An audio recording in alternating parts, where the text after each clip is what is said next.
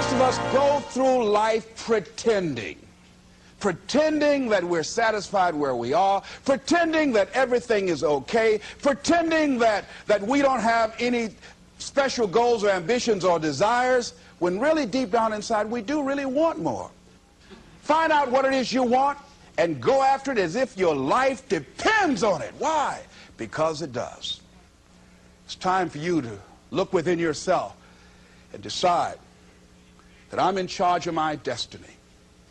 I'm in charge here.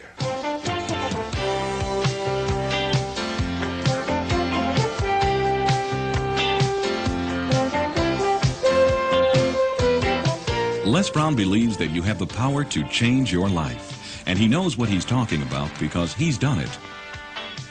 Les and his twin brother grew up on the tough streets of Miami's Liberty City after being adopted at the age of 6 weeks by Mamie Brown, a single woman with a big heart. Les still calls himself Mamie's boy. She expected things of him, so he graduated from high school, although he'd been mistakenly labeled mentally retarded in grammar school. And he built himself a successful career as a fast-talking disc jockey, although he had no radio training. And he became a community leader and was eventually elected to 3 full terms in the Ohio State Legislature. Along the way, Les developed a hunger for reading and self-improvement that led to his speaking career. Today, he spends his time enjoying his family, relaxing and being with his 6 children, and giving about 200 speeches a year, which focus on helping people find ways to overcome the obstacles they face in their own lives. Thank you. Thank you very much.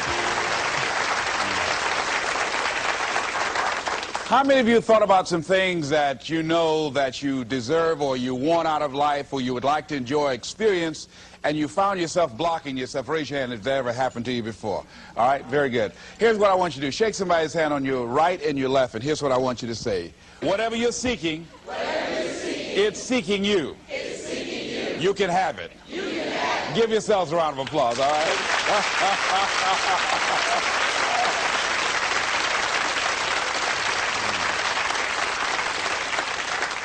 Now, the reason I brought that up is I was riding with a friend the other day, and I know this friend of mine who has been working on a job where she's been miserable for a long time. She was telling me about how she was miserable on the job and how she was so unhappy. So I said, if it's that stressful and if it's causing you that much pain, I say, why don't you just quit and do something else?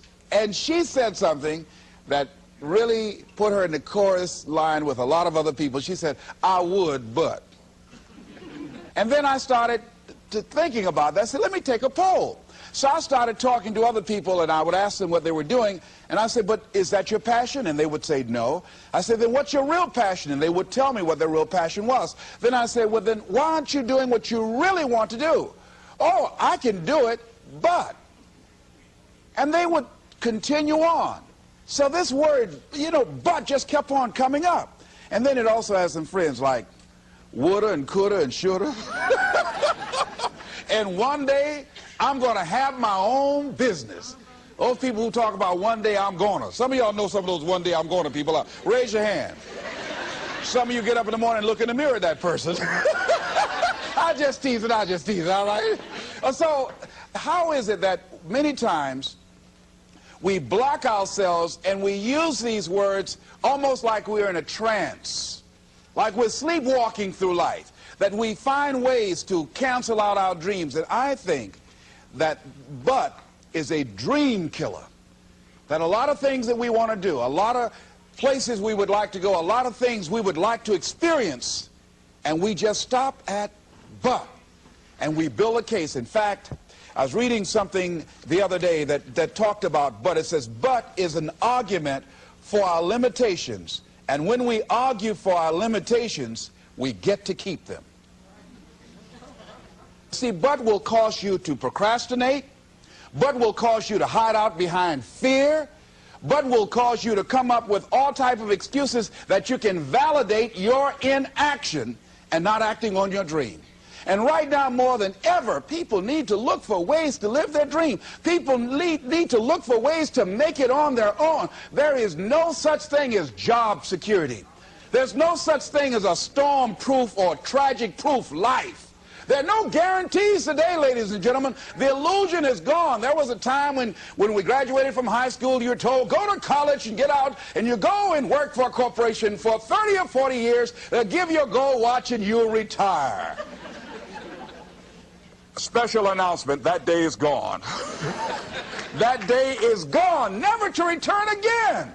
So instead of people living in fear, feeling stressed out, feeling powerless, feeling like victims, I think it should be a time that we need to begin to look at ways that we can become an active force in our own lives. Look at ways when we can decide to take charge of our own destiny. Look at ways when we can decide to design a life of substance and begin to truly live our dreams. And it's time for people to decide, I'm ready to get on with my life. Shake somebody's hand on your right and left. A guy named Bob May said this, don't let nobody turn you around. Do that right quick.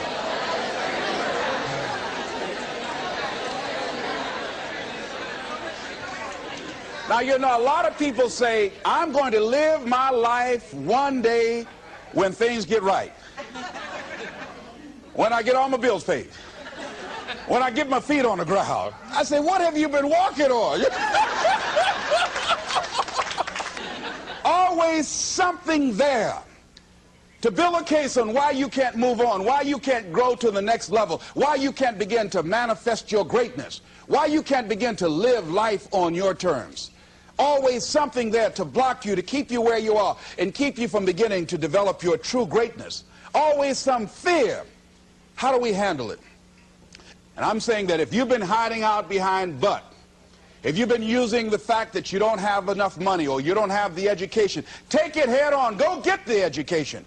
I was saying to a guy the other day who was saying, I said, how old are you? He says, 47 years old. I said, your sister tell me that you can't read. He said, that's right. I said, why? Well, you know, I didn't go to school. I said, excuse me, how old are you? I'm 47. 47? Yes. And you can't read or write? Yes. Have you ever heard of adult school, adult education? Have you decided that you should learn how to read to begin to expand your world? Why are you using that as a racket? Why don't you decide now that you're going to expand your world, that if other people can learn, you could learn too? Well, it's hard for me. Have you been and sit in a class yet? Have you signed up yet? No, I haven't. See, a lot of people say no, ladies and gentlemen, to things, and they don't even know what they're saying no to. They haven't even challenged themselves. He hasn't even gone to sit into a class and say, teach me how to read. Instead, it's been easier for him to go through life, he thinks, trying to play a whole con game, pretending he knows how to do something that he doesn't know how to do. And you know what? Most of us go through life like that. Most of us go through life pretending. Pretending that we're satisfied where we are, pretending that everything is okay, pretending that we don't have any special goals or ambitions or desires, when really deep down inside we do really want more.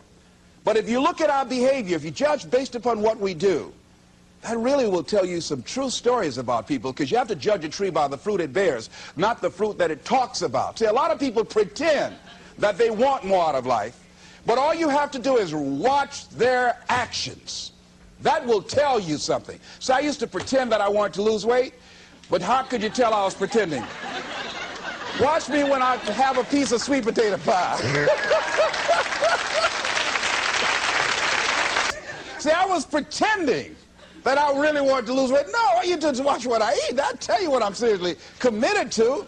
People tell you, oh yeah, one day I want to have a restaurant. See, they're pretending they want to go into business for themselves. They're not serious. How can you tell, Les? Watch their actions. Watch what they're doing. The proof is in the pudding. So if you want to do something, if you thought about something you want to do, take it head on. Decide that you're going to start looking at it, start doing research on it, start tackling it, start becoming involved in whatever and wherever it might lead you to begin to explore the possibilities in that particular thing that you're seeking, so that you can begin to learn all you can about it. Decide that you're going to face it, that whatever shortcomings you have, that you're going to strengthen yourself there. Whatever training that's required, that you're going to go get that training, that you're going to get started right now. George Washington Carver would say, do what you can, where you are with what you have, and never be satisfied. S.B. Fuller used to say, and you heard Joe Dudley talk about, always strive to be more than that which you are. Yeah, don't get satisfied with yourself. Always know that wherever you are, you can enjoy more, that you deserve more. But most people, you know what they do? Most people go through life quietly and safely, tiptoeing to an early grave. Find out what it is you want, and go after it as if your life depends on it. Why? Because it does. People that have found their passion, people that found the things that they love, people that have found the things that they can pour their lives into, those people live longer. I was in New York and I had to do a seminar at a special church, and a guy by the name of Reverend Johnny Youngblood. And I said, how is it that you were able to build this big housing facility and got all of the various community and religious groups together to have this dwelling for 2,000 residents that were once homeless? How were you able to take on this responsibility? Wasn't it overwhelming? He said, the kind of work I do, he said, it's in me. I've got to live what's in me. And I think that's everybody's desire in life. You've got to live what's in you. Life is just too short and unpredictable. But what do we say? But there'll always be tomorrow. Oh, no. There's no guarantees you're going to show up tomorrow.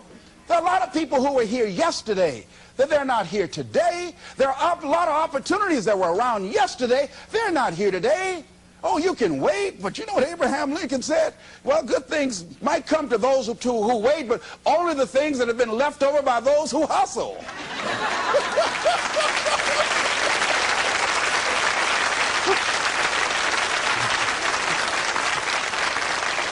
So who want to go through life picking up leftovers? You deserve much more than that. The leftovers is somebody has left you. So take it head on, begin to explore it. Here's something else. Decide to do it now. Decide whatever you want to do, that you are now going to become actively involved right now, exploring the possibilities for you. That you're going to look at it and do just a little bit of it right now. When I decided to become a speaker, I didn't just quit my job and just ran out and say, I'm a motivational speaker. No. What I did was, I decided to start looking at other people that were involved in the speaking profession. I volunteered to work with some speakers so that I could learn. Whatever you want to do, get your feet wet. Gain some experience doing some volunteer work in the area and find out whether or not this thing you want to do will fit for you. A friend of mine told me he wanted to have a restaurant. I said, have you ever operated a restaurant before? He said, no. I said, well, really, you don't even know if you want one. I said, what's your expertise? What do you bring to the table? He said, I can cook real good. I said, well, what about the management side? What about the business part of the restaurant? You're not going to be cooking all the time. Somebody's got to receive the money. Who's going to manage the personnel? He said, you got it right. You got a point there. So this guy got a job in a restaurant in the evening time on a part-time basis. After doing that for a while, he said, you know what? I think I just want to be a chef. He said after working there, people didn't show up to work. He said it's hard to find the help. People weren't responsible. The headaches, the guests were just giving him problems day in and day out. They weren't ever satisfied. He said, no, I just think I'll stick to cooking. See, you got to find out what fits for you. Because you might decide that after you go up in there and examine it and experience it and get some experience under your belt on it, well, you say, this is really not what I want. This does not fit for me. So decide that you're going to do that. Now, John H. Johnson said something that's very important. He said, there is no defense against an excellence that meets a pressing public need. See, whatever you decide to do, look at it and find out what is it that I have that I could bring to the table that can begin to enable me to ensure that I could be successful in this. Where is the opening for you? There's room for you out here in the arena called life. There's room for you to come out and live your dream. Don't allow but to keep you in the corner or keep you up in the bleachers looking at life, being a spectator, not being a participant, making a difference in life. I believe that all of us came here with something. All of us showed up to give something, and that nobody's going to give that service that you have to give. No one's going to produce your product. No one's going to write your book. No one's going to open your academy. No one's going to begin to create your daycare with a special curriculum to help to cultivate the high self-esteem in our children. That's your idea. And if you don't bring your idea out here, when you die, all of us will suffer because we've been deprived of your genius because you allowed but to keep you in the bleachers and not pursuing your greatness. You take it to your grave with you. And that's what most people do. I think that's why the guy said that many people die at age 21 and don't get buried until they're 65. They're walking dead. You can tell them by the way they walk. How they look in the face. When they speak to you. I was giving a speech at this high school, and a lady came after school. She said, "Mr. Brown, I want to talk to you about my son." I said, "What is it?" She said, "He's not motivated." I said, "I wonder why."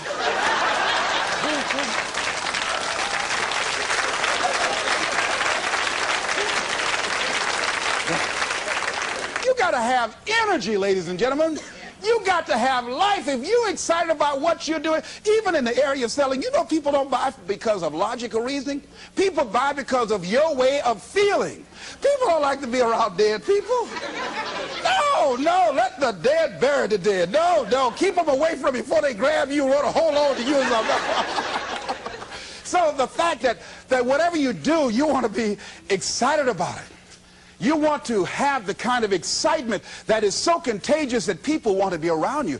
Because whatever you're doing, whatever you talk to people about, this particular idea that you have, they're looking at you and they want to know, do you believe it? And are you the kind of person they want to be in business with? And if you're not positive, if you're not energetic, if you're not fired up about it, how can you expect anybody else to be fired up about your idea? Am I right? All right, repeat after me, please. I'm going to be fired up about my dream. I'm going to go at it with everything I got. Shake somebody's hand on your right and left and say, "You got what it takes."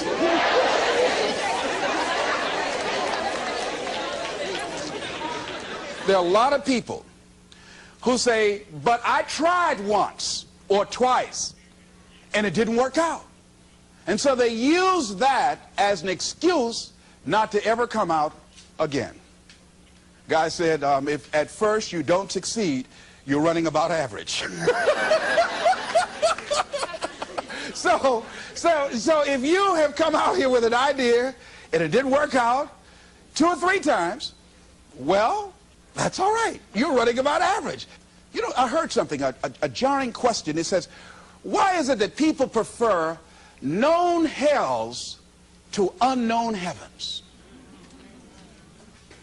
You know why? Because it's comfortable, ladies and gentlemen.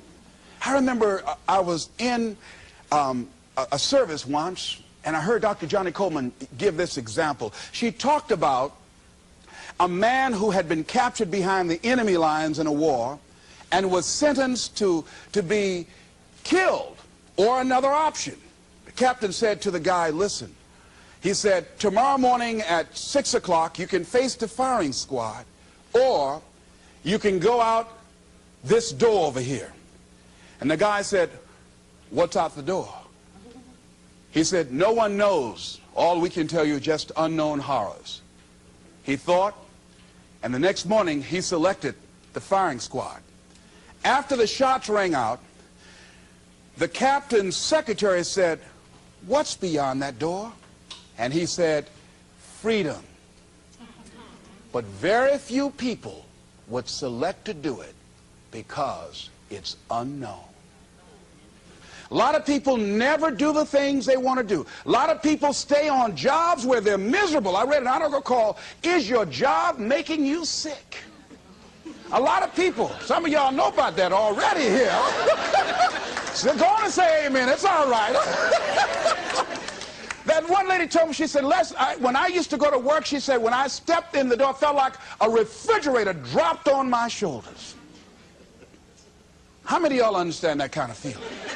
They were miserable. Whew, I used to hate to go to work. Many of us choose an active living death. Many of us are walking dead. The walking dead. That we're not doing what we want to do. Many of us stay in relationships where we're dying together rather than growing and expanding and living together. We're miserable, but because we don't have the courage to see ourselves beyond that relationship that has turned toxic, we go through life living dead people. And you can always tell couples that have been together for a little while. Go in a restaurant, the ones sitting side by side, giggling and talking to each other, feeding each other with their fork and spoon, they just got together for 1 week. You see them in the car, they're sitting all up each other, hugging and slugging. Oh, they've been together about 3 days, all right? But if you see people in the restaurant, see a couple, and they're sitting in front of each other. Takes so long for this food, I wonder when they're going to hurry up. Those are the married ones. But what if I know people have been married for years, living in 2 separate rooms, sleeping in 2 separate beds? Well, it's cheaper to keep it. Not necessarily. It's according to the price you want to pay. See, the price of peace of mind, the price of living the truth, of being honest with yourself and say, wait a minute, it's got to be more than this. So you've got to decide, wait. Even if things don't work out, even if I experience defeat or failure, that does not make me a failure. It's a difference between failing and being a failure. If things don't work out, if you don't produce the results you want, that's all. But don't confuse who you are with the results that you produce. I used to be a state legislator in Columbus, Ohio. And I remember once I was going to introduce some legislation on the floor, and after getting that legislation passed, a guy came up behind me, and he had some legislation that I opposed him on that. And I was about to stand up to debate this guy, and the guy next to me said, excuse me, don't debate that guy. Why? Do you know who that is? I said, no. That's Will Konsky from Toledo. That's a bad dude. He's a lawyer, Les. That man can debate. I don't care. I'm Les Brown, maybe Brownsboro.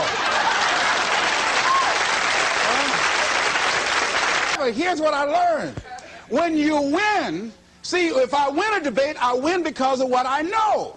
When I lose because what I don't know. So I had to check out, what is it that I did not know? I wasn't prepared. I did not do enough research. I did not do my homework. So he handled me like he wanted to. So I came back again. I waited on some other legislation, did my homework, but he was more than able to take me out again. But pretty soon, each time it would become a little bit more difficult and a little bit more difficult. And the older guy said, would you argue in behalf of this legislation for me? I said, sure. I started volunteering to do work in the legislative committees for the older guys. I said, absolutely. And the more I did it, the better I became. And then people began to start respecting me. And when I would ask and say, Mr. Speaker, I'd like to speak on that bill, some guys' lips start trembling and stuff like Jimmy. Wait a minute. Is there anything wrong? Do we have a problem here?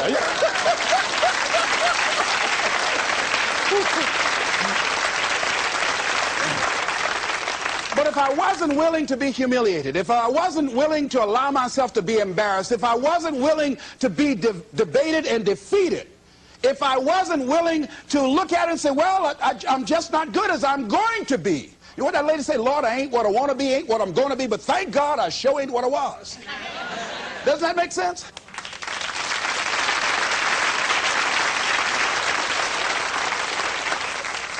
See, you want to learn all you can in life. You've got to be willing to experiment. You've got to be willing to learn to dance with life. You know, Larry DeAndre said, if you don't learn to dance with life, life will pass you by and get another partner. I'm saying you're going to have to dance even if you don't want to. You're going to have to dance with life. So you might as well learn you some steps, because it's going to drag you out on the floor anyhow. So you better get out there and try to do the twisters. I mean, he'll come up in the bleachers and slap you before everybody. Why? That's called life. No one is immune. Just think, just over a year ago, everybody's talking about Donald Trump. He was a darling of America, the American dream fulfilled.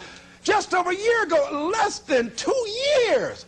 Everything that people were bragging about, this wealthy, invincible American figure. Look what has happened now. Everybody, no one is exempt from that. I was talking to a friend of mine by the name of Maria. And Maria, who was diagnosed as having muscular dystrophy at age 15 and wheelchair bound, figured that enough had happened to her. She was somewhat immune, she felt, unconsciously, from any more accidents or misfortunes in life. Her wheelchair malfunctioned. She fell out, suffered a closed head injury, almost went blind, lost her memory and concentration for a long period of time. She said, on that day, Les, I decided to live. I said, why? She said, life is about today. She said, I felt because what had happened to me, I was exempt somehow. No. Life will knock on everybody's door. I don't care who you are, care how nice you are. Life will come get you. People will dislike you because you're nice. Oh, she thinks she's nice. She's some Miss Goody Two-Shoes. People will dislike you because you look better than they do. Because you have more than they do. They'll be envious and make up lies about you and attack you. Be envious of you. Why? I don't know. That's the way they set it up. I don't know. I don't even ask any questions. That's just the way it is. That's the way it is. Handle it. And that's what Maria said. Les, I'm going to live. She said, and they told me I was going to go blind. I said, wait a minute, can you imagine me around a shopping center in a wheelchair and a walking dog too? Oh, no. She said, I'm going to see, Doc. I've got to. And she can see today. That willpower, that determination, very positive, upbeat person. I say, but don't sometimes you feel sorry for yourself, and don't you wish you had the capacity to do what other people do? She said, I don't waste my time comparing my condition with other people, one. And she said, people that suffer from a lack of motivation suffer mainly from a lack of self-appreciation. She said, I know that I have value, and the fact that I'm in a wheelchair doesn't make me any less of a human being who can contribute something to life.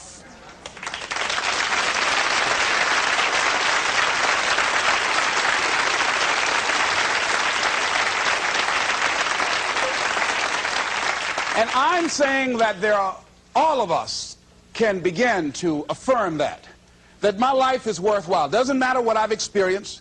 Doesn't matter about what I don't have. Doesn't matter about what I've gone through. What's important is that where I am right now, that I live life and I experience my life fully.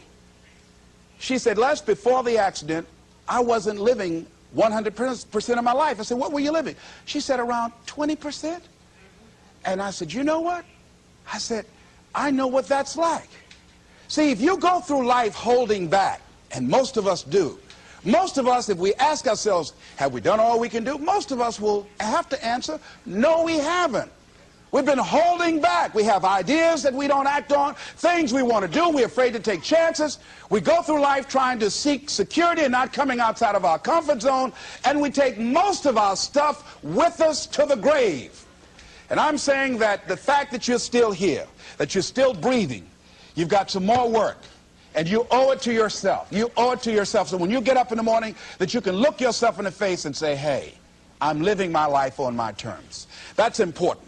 Not to give up on your dream, not to give up on yourself. Now, are there going to be some moments when you want to give up?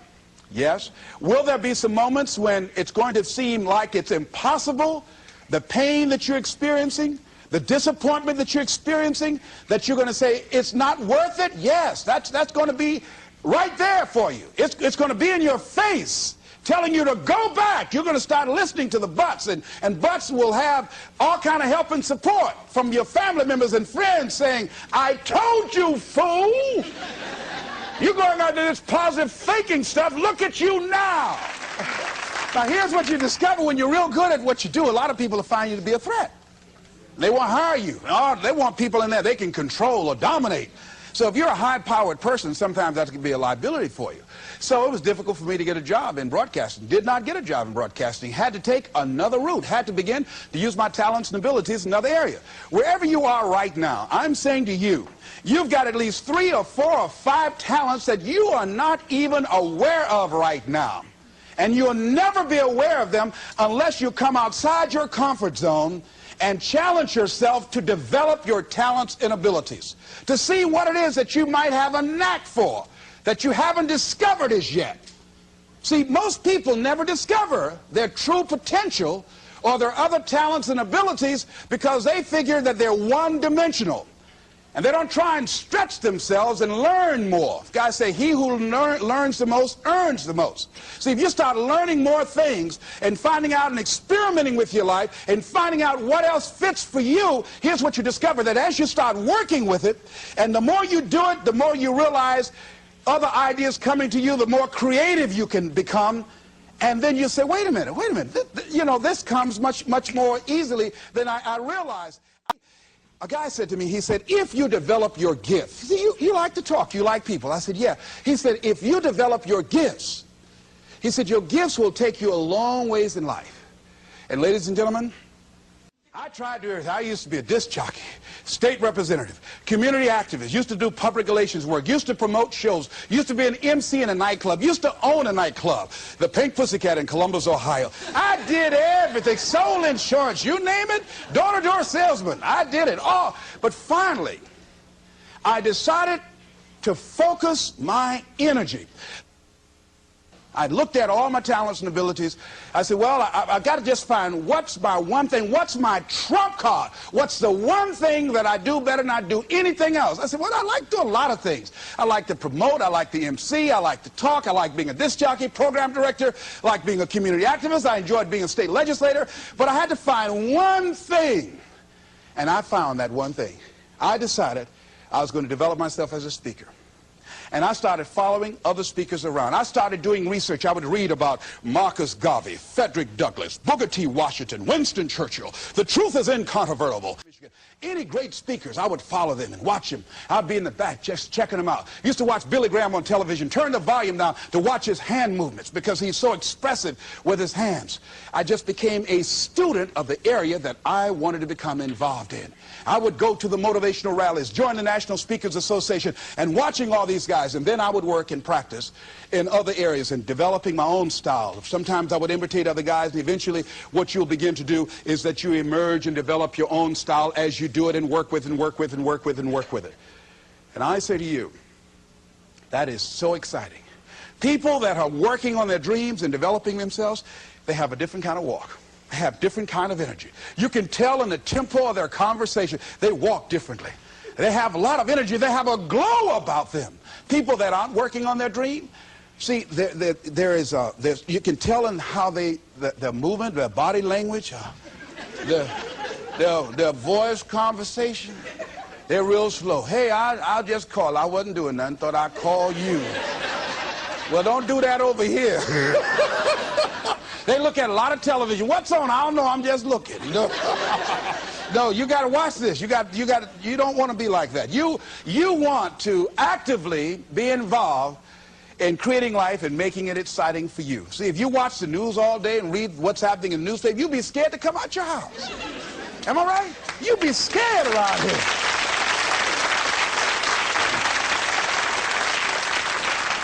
See, you've got to keep the little boy and the little girl alive in you. See, most people don't smile. You know that? Just smile. Just smile sometimes. You know, even if you're homely, you look good when you smile. Watch good. I'll just play it. I'm glad to be alive. And so, I feel like that. You know, Robert Elliott, who's the head of the cardiology department at the University of Nebraska, he suffered a massive heart attack. He was in the hospital for 3 months, and while there, he reflected on his life after this near-death experience. Because his mother and father, both of them had no history of heart failure, both of them lived to be over 80, and he wrote something. In order to live a long life and be happy, he said, rule number one, don't sweat the small stuff. And rule number two, it's all small stuff. Isn't that real? That's real.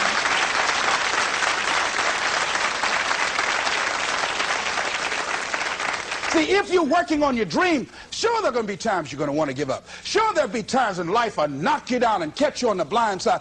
But the challenge is to hold on. And if you hold on tenaciously, I say the universe is on your side.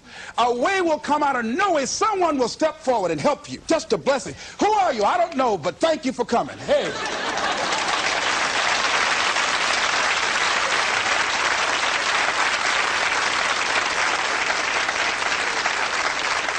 So don't allow the difficult and challenging times to demoralize you. I love to quote this guy, Charles Udall. He said, in life you will always be faced with a series of God-ordained opportunities, brilliantly disguised as problems and challenges. And I'm saying, in your hands, you have ideas. You have been given something to bring to the universe that was not here before you showed up. See, nobody, ladies and gentlemen, is going to give Les Brown's speech. This is my speech. The motivator from Detroit, it's my speech. You can't take Mamie's boy. You can't take my speech. No, you got to go get your own speech. You can't come up here and take my speech. No. So I'm saying to you, can't nobody take your good? See, that which is meant for you has your name on it. No one can take your good from you. That's you. That work you've been given, that idea that you've been given, if you don't come out here with that idea, no one's going to bring your idea out here. Whatever you're sitting on, whatever idea you're working on, whatever passion, you got to be like Johnny Youngblood. He said, hey, I've got to live what's in me. And let me tell you, I'm happier than I've ever been in my life. Why? I got peace of mind. You can't even put a price tag on that. I'm doing what I'm supposed to do.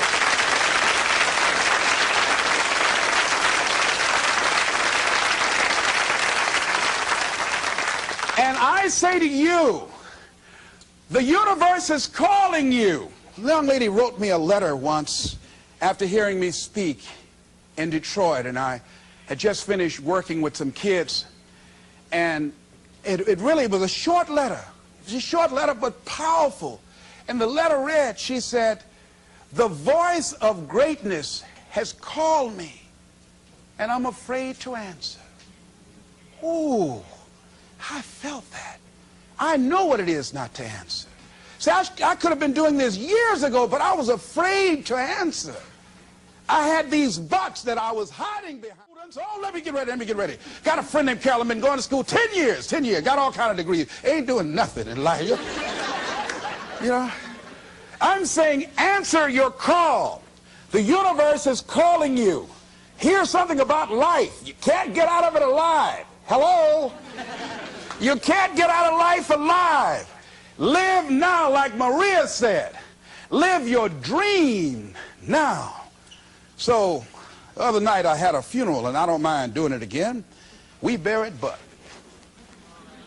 We said, Bud, you won't have no place in our lives no more. These dreams you've been killing. Oh, Bud, you ain't gonna kill no more dreams up here.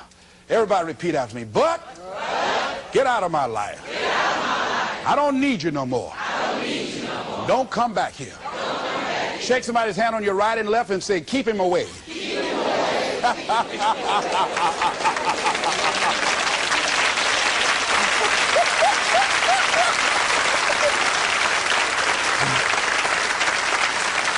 So finally I say, look at your life and decide that my life is beautiful, that my life is meaningful to me.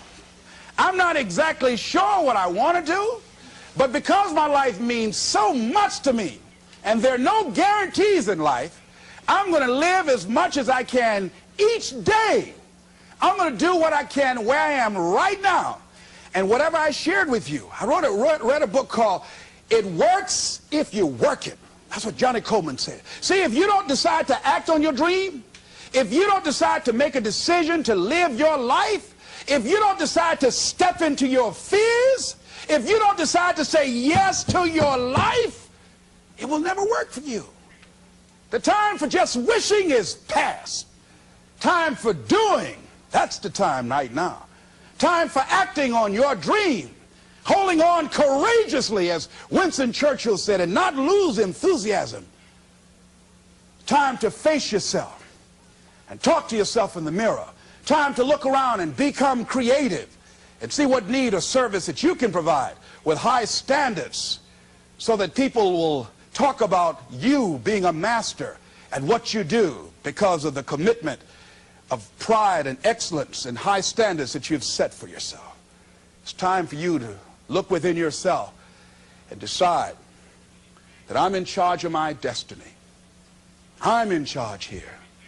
And I'm not going to allow anybody to turn me around. I am determined that I'm going to make it. And here's something, ladies and gentlemen. When you make it important, it's not a preference. It's not negotiable. It's a must.